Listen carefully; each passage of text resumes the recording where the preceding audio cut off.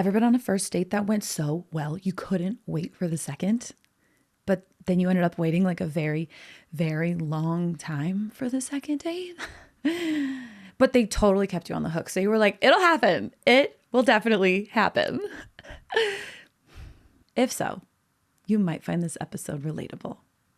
Hello, Lover Nutters. I'm Kelly Shanley, a stand-up comic who spent 10 years on the dating apps in LA. And these are my stories. Welcome to the Dating is Nuts podcast, formerly known as For Love or Peanut Butter. We did a little rebrand for brevity and searchability. Yeah, turns out people don't really type in the word peanut butter when they're looking for a dating podcast. Weird, right? Anyway, I'm glad you're here. This is episode 207, Can't Hardly Wait for That Second Date with Brooks. If you missed my first date with Brooks, check out episode 203 to hear all about the shirtless meadow reunion with my childhood crush, and then come right back here.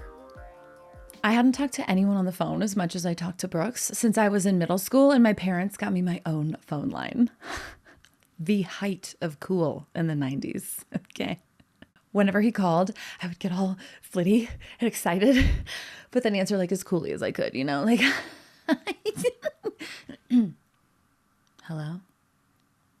Well, not like that. In the 90s, I answered like that. Hello? I don't know why I felt the need to play it so cool when he never did. Like, he would call me without texting first. Thirsty much?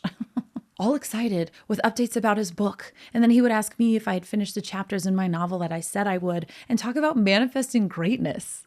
Like, no chill. Then we would nerd out about writing and productivity, and I so wanted to be on his level. He's a crazy person, and I mean this as a compliment, who gets up at 4 a.m. every day. Yeah, he works out all the time, he eats healthy, he has boundless energy. A real Dwayne "The Rock" Johnson disciple, if you know what I mean. I, on the other hand, was in the habit of rolling out of bed around 9 a.m. Yeah, but I suddenly felt like a lazy piece of crap when I realized that he had been awake for 5 hours before I even had my morning pee. Yeah. I yearned to be someone who was bright-eyed and bushy-tailed at 7 a.m., you know, but I'm just not. Also, it was fucking quarantine. I had nowhere to be. There was plenty of time in the day for me to write when I got up at 9. Besides, I don't need to change myself for a dude, especially one who's not even my boyfriend yet. Yet. Am I getting ahead of myself? Maybe. Of course, Brooks never actually criticized my sleep schedule. I just assumed that he would find me lazy and undesirable if he found out that I preferred to start my day in the sunlight rather than the darkest, coldest hours before dawn.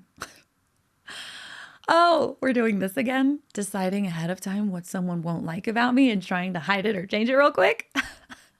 No, we're past that. After a few days of regular phone calls, we graduated to FaceTime. Which meant I had to cool it with the grinning.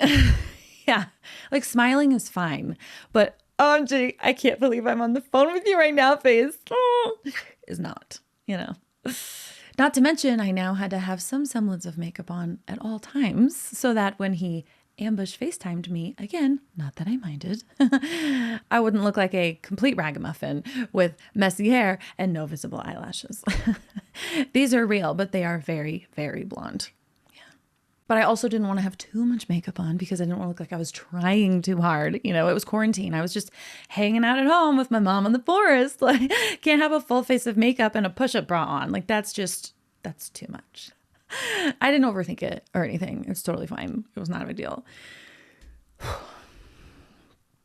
Okay, I did. Brooks loved to casually drop something into the conversation about how he couldn't wait to get married and have lots of babies. Yeah. And then I would have to settle my ovaries down every damn time. Just like, ladies. Hold on to your eggs. Okay. Yeah. And then I would just have to keep hitting the snooze button on the clock inside of my uterus. That was ticking like a goddamn bomb. It was so fun. Did he ever specifically state that he wanted to have those babies with me? I mean, not technically, but why else would he keep bringing it up to a single 35-year-old woman who's debating freezing her eggs? Right? I mean, seriously, why would he do that? He was definitely flirting, right? Otherwise, that's very, Very cruel. Like, he could have gotten me pregnant through the phone, or at least a verbal agreement. I think I still couldn't believe that Brooks was even talking to me. So of course I was too scared to hint that I was interested in him romantically. My inner 12-year-old was running the show, okay? And there's nothing more mortifying to her than telling a boy that she likes him. Except for getting her period and having it show through her pants. Ultimate teenage girl nightmare. If they happen at the same time, like if you tell a boy you like him and he's like, you're bleeding, dead, just dead forever. Bury me in the ground. I will never, ever, ever recover from this. I'm just done. I'm done. But somehow I worked up the courage to ask Brooks to go for another hike with me. And I got rejected. Yeah, he was now staying at his brother's house, who had just welcomed his second baby with his wife. And so Brooks was not seeing anyone outside the family pod because COVID. Yeah. So I had to settle for more calls and messages and voice messages, not voicemails. Those are for boomers. But the ones where you talk into your, like, I don't know, you send it through text, but it's your voice. I sound like a boomer now. He loved those though.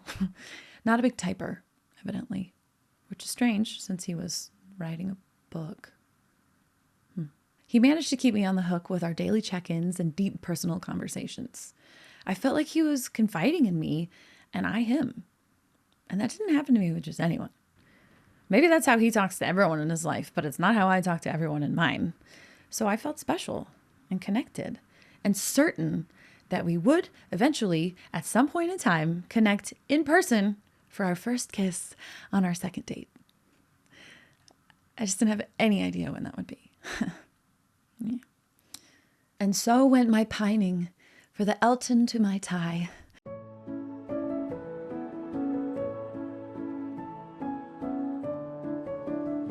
The Laura Winslow to my Urkel. The Lisa Turtle to my Screech.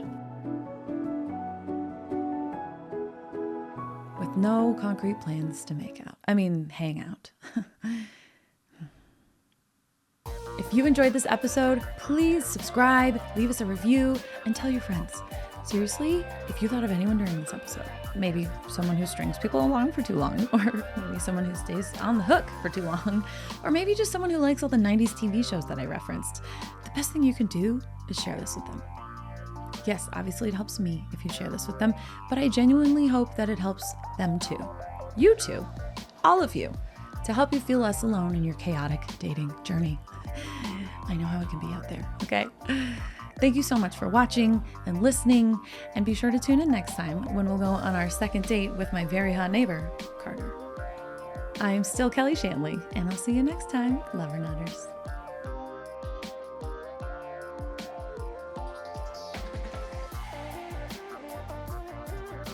All right, I like that. We'll do one more.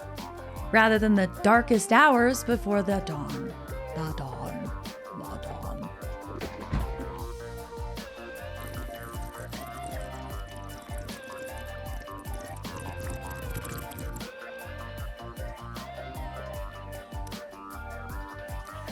Anyway.